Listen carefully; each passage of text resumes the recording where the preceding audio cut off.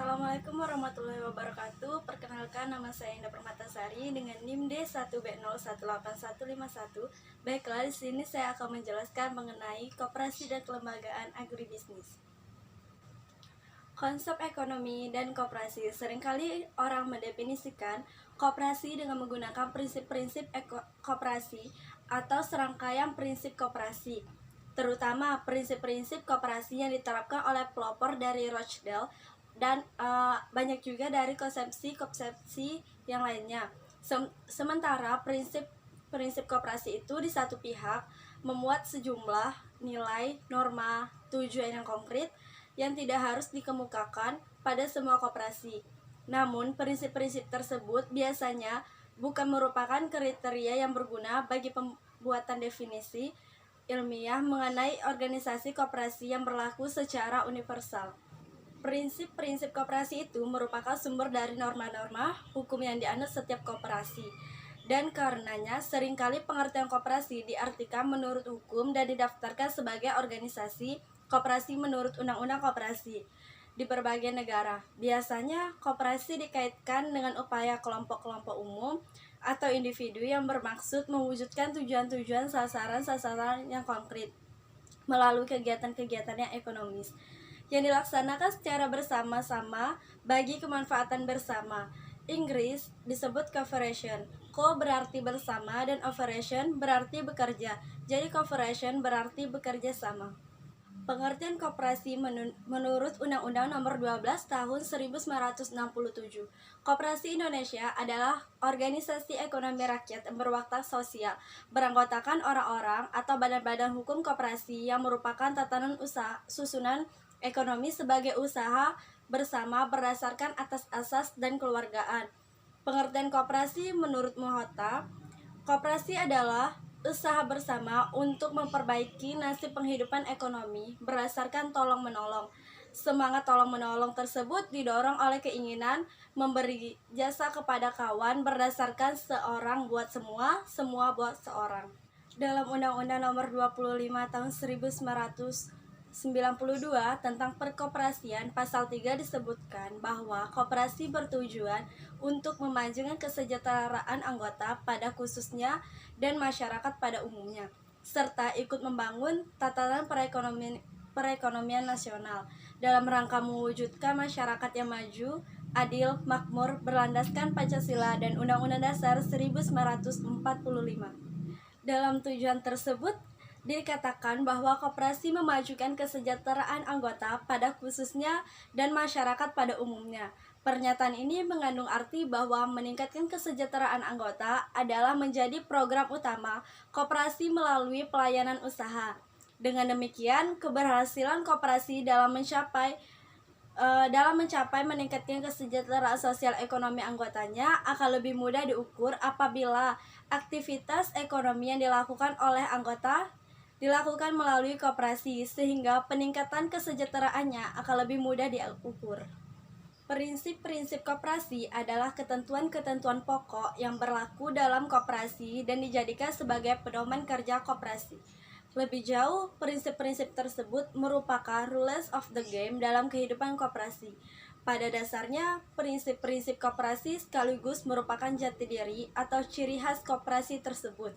Munker membedakan konsep koperasi menjadi dua, yaitu konsep koperasi barat dan konsep koperasi sosialis. Konsep koperasi barat menyatakan bahwa koperasi merupakan organisasi swasta yang dibentuk secara sukarela oleh orang-orang yang mempunyai persamaan kepentingan dengan maksud mengurusi kepentingan para anggotanya serta menciptakan keuntungan timbal balik bagi anggota koperasi maupun perusahaan koperasi.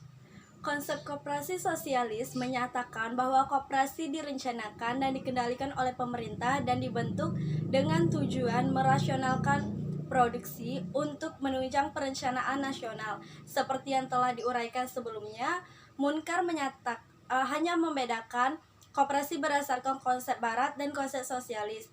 Pengembangan koperasi di negara berkembang seperti Indonesia dan top-down approach pada awalnya pembangunannya dapat diterima sepanjang polanya selalu disesuaikan dengan perkembangan pembangunan di negara tersebut. Koperasi di negara berkembang seperti Indonesia tujuannya adalah meningkatkan kondisi sosial ekonomi anggotanya. Sejarah berkembangnya koperasi, sejarah lahirnya koperasi. Koperasi modern yang berkembang dewasa ini lahir pertama kali di Inggris, yaitu di kota Rochdale pada tahun 1844. Koperasi timbul pada masa perkembangan kapitalisme sebagai akibat revolusi industri. Pada awalnya, Koperasi Rochdale berdiri dengan usaha penyediaan barang-barang konsumsi untuk kebutuhan sehari-hari. Perkembangan koperasi di Rochdale sangat mempengaruhi perkembangan gerakan koperasi di Inggris maupun di luar Inggris.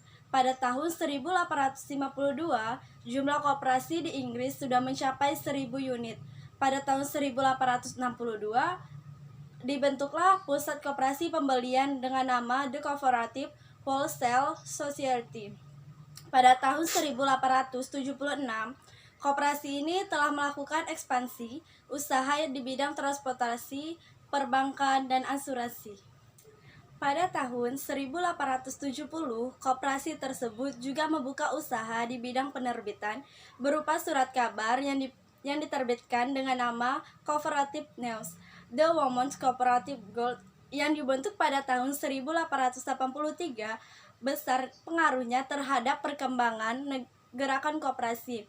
Di samping memperjuangkan hak-hak kaum wanita sebagai ibu rumah tangga, warga negara, dan sebagai konsumen. Sejarah perkembangan koperasi di Indonesia. Menurut Sukoco, dalam bukunya 100 tahun koperasi di Indonesia, Badan Hukum Koperasi pertama di Indonesia adalah sebuah buku di William yang didirikan pada tanggal 16 Desember 1895. Pada hari itu, Raden Ngabay Wiryatmaja Pati Purwokerto bersama kawan-kawannya telah mendirikan Bank Simpan Pinjam untuk menolong sejawat para pegawai negeri pribumi melepas diri dari cengkeraman pelepas uang yang kala itu merajalela. Bank simpan pinjam tersebut semacam bank tabungan jika dipakai di istilah Undang-Undang Nomor 14 Tahun 1967 tentang pokok-pokok perbankan yang diberi nama kurang lebih dengan Bank Simpan Pinjam para Priyayi Purwokerto.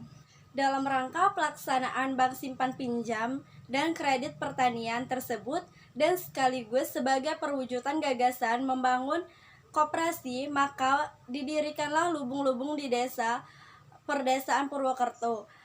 Lubung desa adalah lembaga simpan pinjam para petani dalam bentuk uang. Namun maklum 1 abad yang silam, uang teramat langka di pedesaan. Sejarah perkembangan koperasi di luar negeri. Pada abad ke-19 terjadi revolusi industri. Penemuan ini merubah wajah perekonomian negara-negara Eropa, yaitu dari semula bertenaga manusia. Namun, perkembangan koperasi di negara-negara dunia ketiga seperti negara-negara Amerika Selatan, Asia, Afrika mengalami banyak hambatan. Walaupun demikian, laporan akhir-akhir ini menunjukkan bahwa di negara Asia seperti Taiwan, Korea, bahkan Thailand, Malaysia, dan Filipina, koperasi juga telah berkembang dengan baik. Perkembangan koperasi di Indonesia. Secara garis besar, perkembangan koperasi di Indonesia dapat dibagi ke dalam 3 era, yaitu era awal kemerdekaan, era Orde Baru, dan era reformasi. Efisiensi koperasi dan kelembagaan menunjuk pidato kenegaraan Presiden Soeharto saat mengantarkan RAPBN tanggal 7 Januari 1986 yang menyatakan bahwa jurus baru dalam rangka momentum pembangunan nasional adalah seruan agar kita bersama-sama menjalankan gerakan peningkatan efisiensi. Seruan ini dipandang sebagai satu kebutuhan mendesak yang didorong oleh masa sulit yang sedang membayangi ekonomi nasional saat itu. Dengan presiden ini pula, maka ada sementara pihak menafsirkan sebagaimana undangannya untuk diperhatikan nasional. Seruan ini mengandung makna bahwa gerakan efisiensi nasional tidak hanya dilakukan dalam keterbatasan dana seperti yang dimiliki yang saat itu, tetapi harus dilanjutkan dengan ditingkatkan dalam suasana apapun, bahkan sampai saat ini dicapai suasana yang lebih baik. Jenis dan efisiensi koperasi.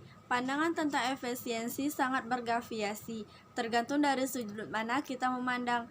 Seorang ekonomi aliran klasik akan menyatakan bahwa efisiensi adalah tidak adanya barang yang terbuang secara percuma atau penggunaan sumber daya ekonomi seefektif mungkin untuk memenuhi kebutuhan dan keinginan masyarakat.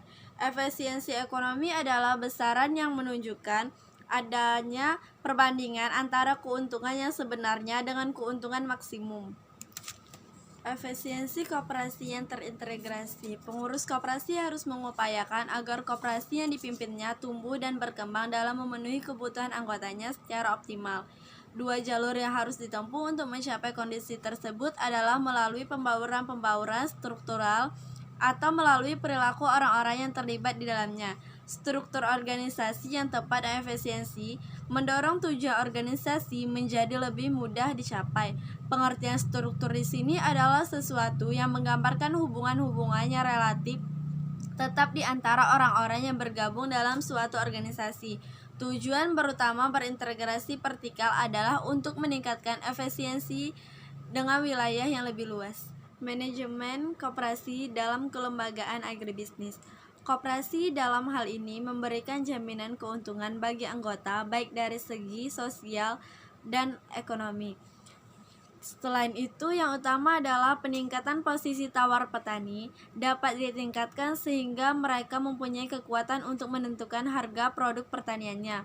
Di samping itu, koperasi dalam jangka panjang akan memberikan pengetahuan dan pendidikan yang akan membangun petani-petani yang berorientasi pasar. Serta dengan koperasi juga akan membangun petani dengan masyarakat pedesaan yang memiliki kualitas sumber daya manusia yang unggul yang mencakup pada peningkatan keahliannya dan keterampilan atau bisnis dan organisasi, pengetahuan dan pengembangan jiwa kewirausahaan petani itu sendiri, sehingga dengan demikian pemberdayaan ekonomi lokal yang berbasis dengan pembangunan pertanian di pedesaan dapat berjalan dengan baik.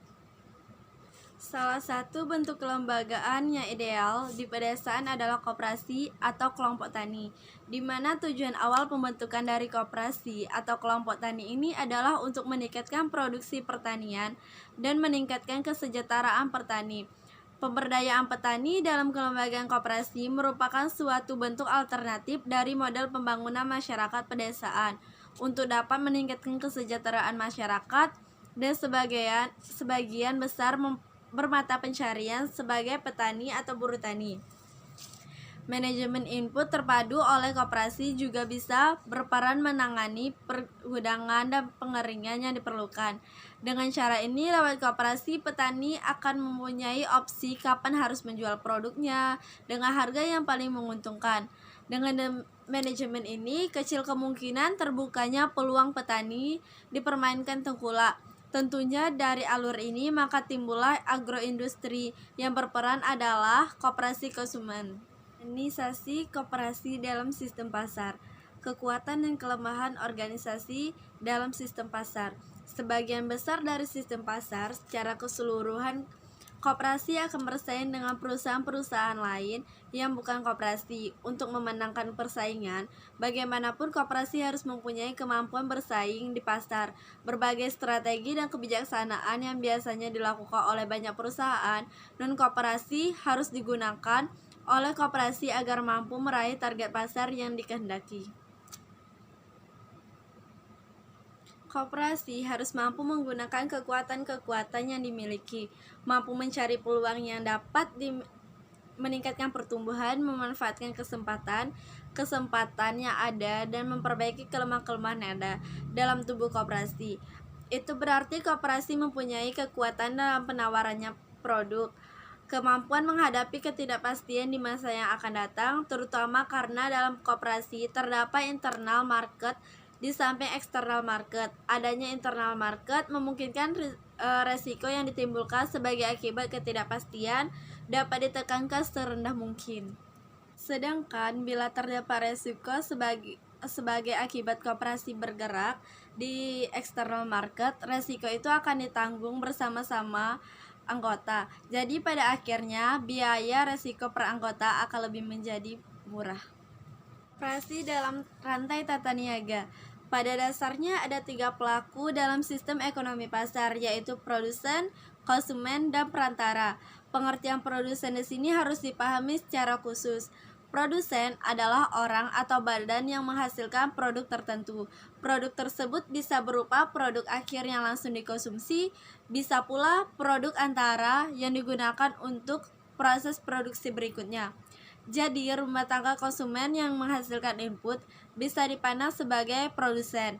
Demikian pula rumah tangga konsumen yang menghasilkan barang-barang untuk dikonsumsi dikatakan sebagai produsen. Jalur tata niaga di kedua jenis pasar tersebut pada dasarnya sama, produsen langsung ke konsumen ataupun produsen. Pedagang dan konsumen. Di pasar input, produsen input menawarkan input langsung ke perusahaan, tetapi juga bisa lewat pedagang input. Di pasar output, perusahaan menawarkan produknya kepada pedagang, dan oleh pedagang barulah dikonsumsi ke konsumen akhir, atau dapat pula ditawarkan langsung ke konsumen akhir. Pedagang adalah orang atau badan yang membeli produk, tetapi bukan untuk dikonsumsi, melainkan untuk dijual kembali. Kedua, produsen menjual ke pedagang besar. Pedagang besar menjual ke pengencer, dan pengencer menjual ke konsumen akhir. Ketiga, produsen mempunyai beberapa agen penjual yang menjual langsung kepada pengencer dan oleh pengencer ke konsumen akhir. Keempat, produsen menjual ke pengencer secara langsung dan oleh pengencer ke konsumen akhir. Kelima, produsen mempunyai beberapa agen penjualan yang melayani konsumen akhir. 2. Sasaran integrasi vertikal melalui koperasi. Menurut R.A. Supriyono, integrasi vertikal merupakan salah satu strategi alternatif dalam mana perusahaan memperluas lingkup kegiatannya. Dengan melaksanakan integrasi ke belakang atau ke depan, integrasi ke belakang bertujuan membantu kelancaran atau kemanfaatan sumber-sumber bahan mentah, dan dengan demikian dapat meminimumkan risiko kekurangan bahan mentah serta menjamin biaya bahan yang rendah, sehingga perusahaan memiliki keuntungan strategi dibandingkan dengan para pesaingnya. 3. Sikap terhadap kebijakan harga. Segmen pasar dalam koperasi terbagi dua, yaitu anggota dan bukan anggota. Sedangkan perusahaan non-koperasi adalah masyarakat umum yang tidak mempunyai kaitan kepemilikan dengan perusahaan tersebut. Harga pelayanan yang diperoleh keuntungan langsung atas pembelian produk. Kesulitan itu akan memudahkan direkomendasi. Di samping itu, anggota dapat menjual kembali produk yang dibeli dari koperasi kepada masyarakat dengan tingkat harga pasar yang berlaku. Kemitraan usaha dalam agribisnis. Kemitraan merupakan jalinan kerjasama antara berbagai pelaku agribisnis, mulai dari tingkat produksi sampai dengan tingkat pemasaran. Menurut Hafsah 1999, kemitraan merupakan suatu strategi bisnis yang dilakukan oleh dua belah pihak atau lebih dalam jangka waktu tertentu untuk meraih keuntungan bersama dengan prinsip saling menguntungkan dan membesarkan.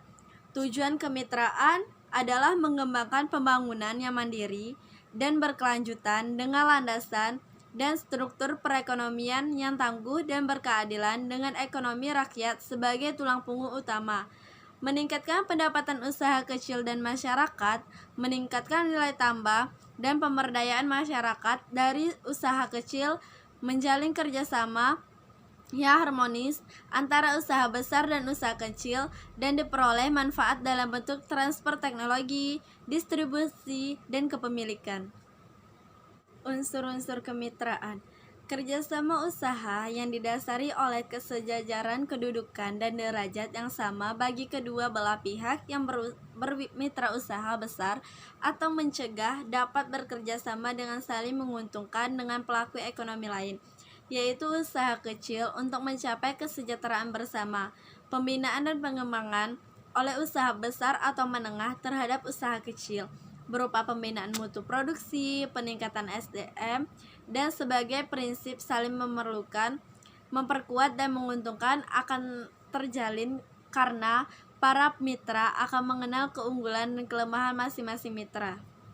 Alat kelengkapan koperasi. Menurut Undang-Undang Nomor 25 Tahun 1992, alat kelengkapan koperasi terdiri dari 3 unsur, yaitu rapat anggota tahunan, pengurusan koperasi, dan pengawasan koperasi.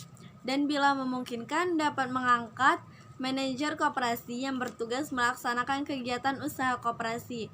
Pengurus dan pengawal koperasi adalah anggota yang dipilih melalui RAT. Sedangkan manajemen koperasi adalah tenaga profesional non-anggota. Anggota koperasi dapat menjalankan kegiatannya dengan baik, maka koperasi harus memiliki alat perlengkapan organisasi. Alat perlengkapan koperasi sebagaimana diketahui adalah pilar-pilar yang akan menentukan maju mundurnya koperasi. Pengurus adalah pelaksanaan usaha koperasi yang bertanggung jawab kepada rapat anggota. Pengawas adalah orang yang mengadakan pengawasan terhadap kebijakan pengurus dan dapat diberi saran demi kemajuan ekonomi. Manajer adalah orang yang diberi wewenang dan kekuasaan untuk mengolah dan bertanggung jawab kepada pengurus koperasi.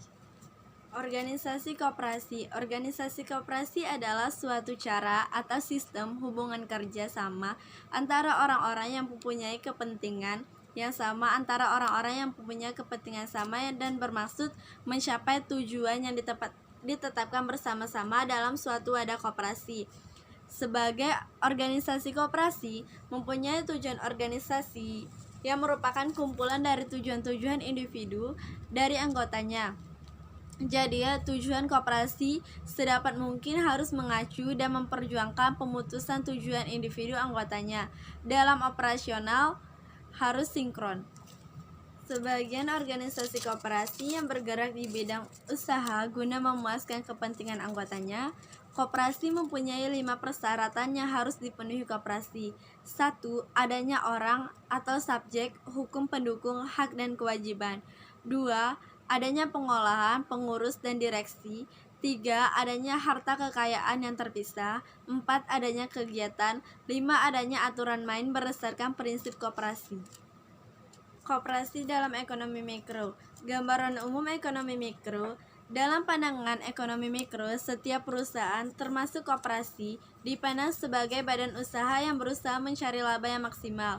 Teori ekonomi mikro mempelajari 3 kegiatan pokok manusia dalam masyarakat, yaitu A. Kegiatan produksi, B. Kegiatan konsumsi, C. Kegiatan pertukaran. Skema hubungan sektor produsen dan konsumen. Skema hubungan ini menjelaskan bagaimana mekanisme pasar bekerja, sektor rumah tangga membeli barang dan jasa dari sektor perusahaan di pasar produk, dan sebaliknya imbalan sektor perusahaan menerima uang. Sasaran perusahaan koperasi. Mengingat teori ekonomi mikro juga merupakan teori harga, maka aturan harga seperti apa yang dapat diikuti oleh koperasi. Dalam teori koperasi yang tradisional, sasaran yang tak boleh diikuti adalah meminimumkan harga input yang harus dibayar para anggota. Pada koperasi dikenal 5 aturan penetapan harga, dan masing-masing koperasi dapat menggunakan salah satu dari kelima sesuai dengan kesepakatan dan ketetapan bersama para anggota. Kelima aturan tersebut yaitu A. Memaksimumkan profit, B. Memaksimumkan output, C. Meminimumkan biaya rata-rata, D. Keseimbangan kompetitif, E. Memaksimumkan SHU per anggota. Kelembagaan agribisnis. Struktur pasar persaingan sempurna dianggap sebagai struktur pasar yang memiliki yang paling ideal karena mampu mengalokasikan sumber daya secara optimal. Suatu koperasi yang memiliki kemampuan manajerial yang sama dengan persaingannya, ia tetap tidak akan mampu menawarkan pelayanan kepada anggotanya dengan lebih baik daripada pesaingnya. Kemampuan itu mungkin ada, tetapi hanya dalam jangka waktu yang sangat pendek, dan dalam hal ini tidak ada artinya jika koperasi mengharapkan eksesi dalam jangka panjang. Oleh karena itu, jika koperasi ingin memberikan keunggulan pelayanan kepada anggotanya, maka dalam persaingan sempurna, koperasi harus mempunyai kemampuan mengadakan inovasi lebih tinggi tidak hanya dalam jangka pendek tetapi dalam jangka panjang. Inilah tugas yang sangat berat bagi koperasi, tidak akan sanggup memenuhinya. Dalam jangka panjang dapat diharapkan keunggulan kompetitif dapat tercipta dengan introduksi inovasi baru, tetapi perusahaan perseorangan dan perusahaan-perusahaan lainnya yang non-koperasi akan melakukan hal yang sama, sehingga koperasi tidak mempunyai keunggulan khusus. Oleh karena itu, koperasi harus meningkatkan kemampuan inovasinya dengan laju yang lebih cepat daripada perusahaan pesaingnya. Hanya dengan cara seperti itu, koperasi dapat mempunyai keunggulan pelayanan kepada anggotanya sebanding dengan pesaingnya, baik dalam jangka pendek maupun dalam jangka panjang. Kondisi keunggulan jangka panjang dari keanggotaan koperasi adalah lebih sulit untuk merealisasikan oleh koperasi, terutama di negara-negara yang sedang berkembang.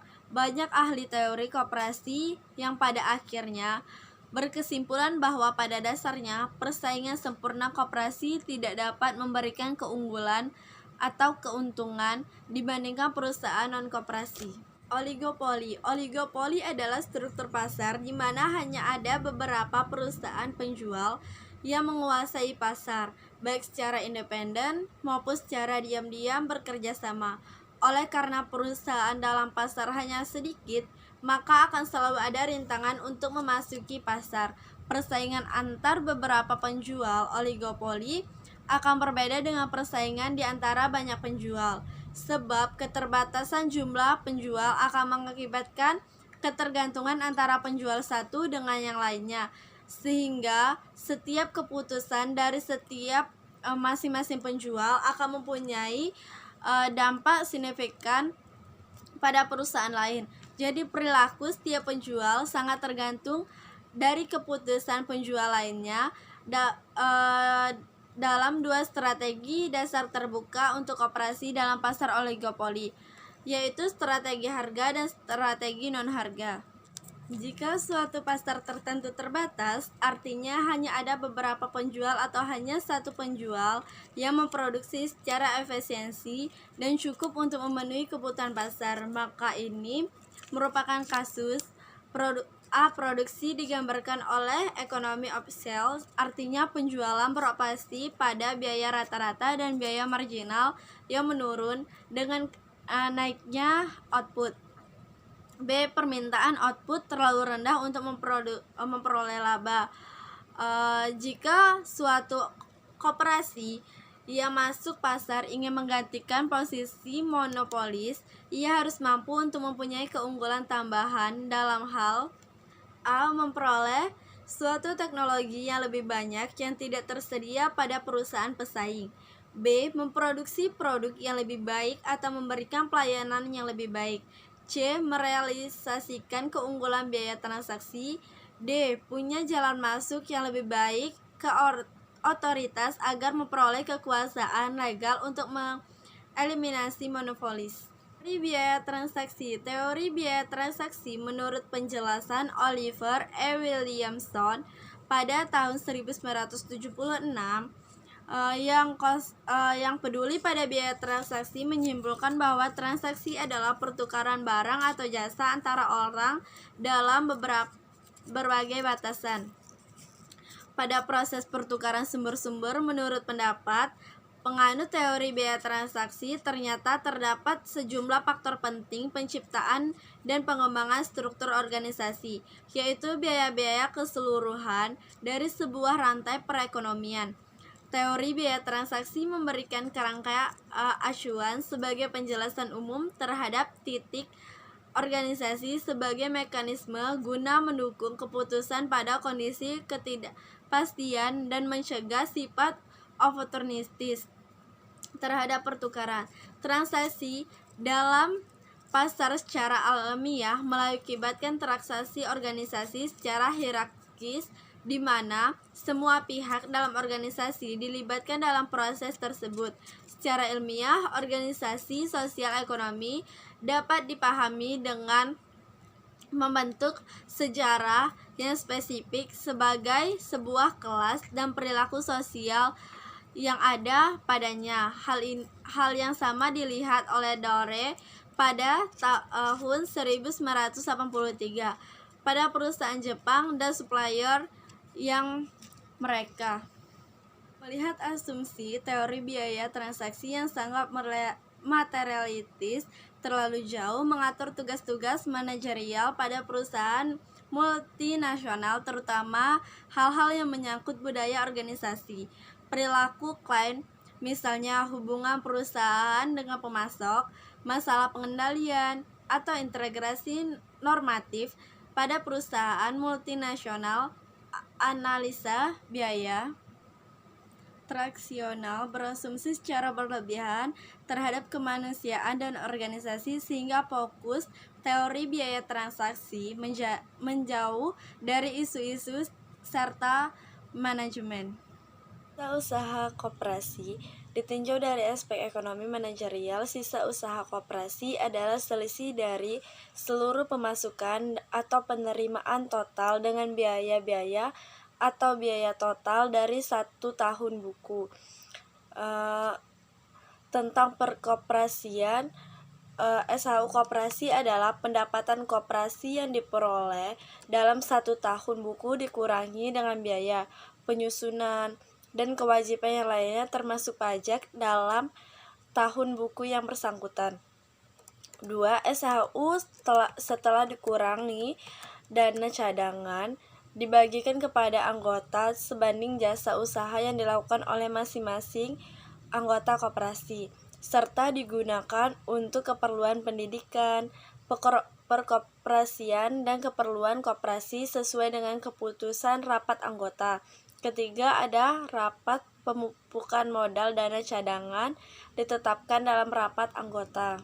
Perlu diketahui bahwa penetapan besarnya pembagian kepada para anggota dan sejenis serta jumlahnya untuk keperluan lain ditetapkan oleh rapat anggota sesuai dengan ADRT koperasi. Dalam hal ini, jasa usaha mencakup transaksi usaha dan partisipasi modal.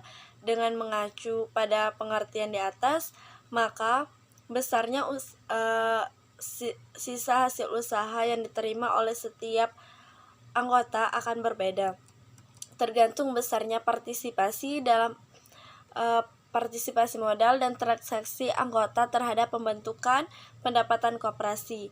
Dalam pengertian ini juga dijelaskan bahwa ada hubungan linear antara transaksi usaha anggota koperasi dalam perolehan sisa hasil usaha. Artinya, semakin besar transaksi usaha dan modal anggota dengan koperasinya, maka semakin besar sisa hasil usaha yang akan diterima. Hal ini berbeda dengan perusahaan swasta, di mana dividen yang diperoleh pemilik saham adalah proporsional sesuai dengan besarnya modal yang dimiliki. Hal ini merupakan salah satu pembeda koperasi dan badan usaha lainnya. Perhitungan sisa hasil usaha bagian anggota dapat dilakukan bila beberapa informasi dasar diketahui sebagai berikut. 1. Sisa hasil usaha total koperasi pada 1 tahun buku. 2. Bagian presentasi sisa hasil usaha anggota.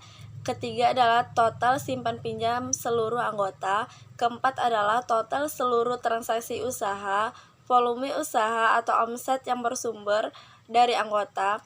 Kelima adalah jumlah simpanan per anggota. Keenam adalah omset atau volume usaha per anggota. Ketujuh adalah bagian presentasi sisa hasil usaha untuk simpan pinjam anggota. Ke-8 adalah bagian presentasi sisa hasil usaha untuk transaksi usaha anggota. Untuk menambah pemahaman mengenai pembagian sisa hasil usaha ini, maka perlu dijelaskan makna dan arti dan istilah-istilah tersebut yang biasanya digunakan dalam akuntansi koperasi atau manajemen keuangan. Sisa hasil usaha total koperasi adalah sisa hasil usaha terdapat pada neraca atau laporan laba rugi koperasi setelah pajak. Informasi ini diperoleh dari neraca atau laporan laba rugi koperasi. Transaksi anggota adalah kegiatan ekonomi jual beli barang atau jasa antara anggota adalah sebagai pemakai ataupun pelanggan koperasi. Informasi ini diperoleh dari pembukuan, buku penjualan dan pembelian koperasi ataupun dari buku transaksi usaha anggota. Omset atau volume usaha adalah total nilai penjualan atau penerimaan dari barang atau jasa pada suatu periode waktu atau tahun buku yang bersangkutan. Bagian presentasi sisa hasil usaha untuk simpan anggota adalah sisa hasil usaha yang diambil dari sisa hasil usaha bagian anggota yang ditunjukkan untuk jasa modal anggota. Bagian presentasi sisa hasil usaha untuk transaksi usaha anggota adalah sisa hasil usaha yang diambil dari sisa hasil usaha bagian anggota yang ditunjukkan untuk jasa transaksi anggota. Acuan dasar untuk membagi sisa hasil usaha adalah prinsip-prinsip dasar koperasi yang menyebutkan bahwa pembagian hasil usaha dilakukan secara adil sebanding dengan besarnya jasa usaha masing-masing anggota. Untuk Koperasi Indonesia, dasar hukumnya adalah Pasal 5 Ayat 1 Undang-Undang Nomor 25 Tahun 1992 tentang Perkoperasian, yang dalam penjelasannya menyatakan bahwa pembagian sisa hasil usaha kepada anggota dilakukan untuk tidak semata-mata berdasarkan modal yang dimiliki seseorang dalam koperasi, tetapi juga berdasarkan perimbangan jasa usaha anggota terhadap koperasi. Ketentuan ini merupakan perwujudan kekeluargaan dan keadilan.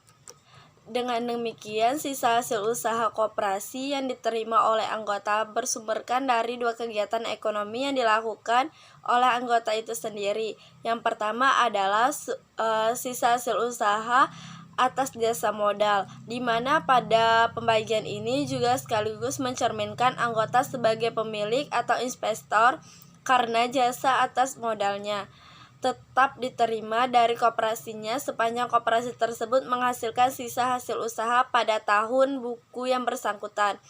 Kedua adalah sisa hasil usaha atas jasa usaha. Jasa ini menegaskan bahwa anggota koperasi selain pemilik juga sebagai pemakai atau pelanggan.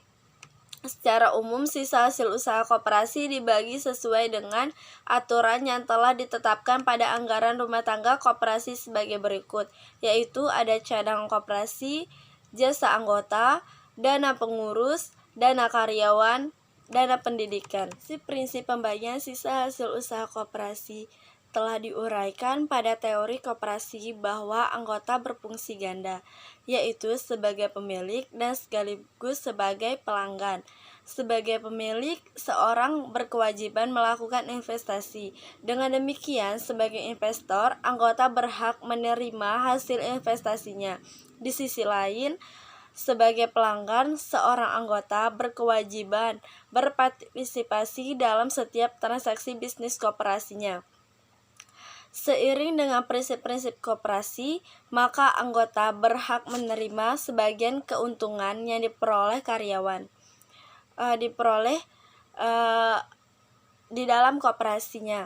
Laporan keuangan koperasi mengingat pemakaian laporan keuangan koperasi adalah anggota koperasi, pengurus, pengawas, serta stakeholder lainnya seperti pemerintah, kreditur, dan pihak lainnya yang berkepentingan, maka laporan keuangan harus memenuhi ketentuan dalam penyajian kualitatif laporan keuangan, antara lain 1. Karakteristik yang bersifat spesifik dari laporan keuangan koperasi. Di antaranya adalah A. Laporan keuangan merupakan bagian dari laporan pertanggungjawaban pengurus selama satu periode akuntansi yang dapat dipakai sebagai bahan untuk menilai hasil kerja pengolahan koperasi. B. Laporan keuangan koperasi merupakan bagian dari sistem pelaporan koperasi yang ditunjukkan untuk pihak internal maupun eksternal koperasi. C. Laporan keuangan koperasi harus berdaya guna bagi para anggotanya sehingga pihak anggota dapat menilai manfaat ekonomi yang diberikan koperasi dan berguna untuk mengetahui presentasi unit kegiatan koperasi secara khusus bertugas memberikan pelayanan kepada para anggotanya selama satu periode akuntansi tertentu. Presentasi unit kegiatan koperasi secara khusus ditunjukkan untuk tujuan bisnis dan non-anggota selama satu periode akuntansi tertentu. Informasi penting lainnya yang mempengaruhi keadaan keuangan koperasi jangka pendek dan jangka panjang. Tujuan laporan keuangan koperasi adalah menyediakan informasi mengenai posisi keuangan kinerja, informasi yang bermanfaat bagi pengelola, anggota koperasi, dan penggunaan lainnya dalam pengambilan keputusan. Terima kasih telah menonton video ini dan mendengarkan presentasi saya mengenai koperasi dan kelembagaan agribisnis. Saya akhiri dengan wassalamualaikum warahmatullahi wabarakatuh.